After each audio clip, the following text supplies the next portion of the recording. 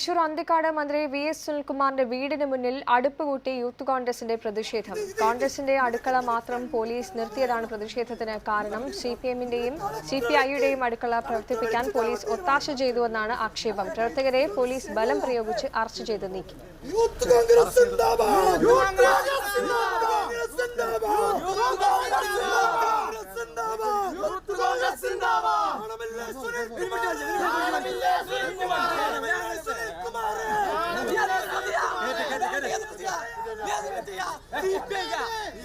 मंत्री को सारे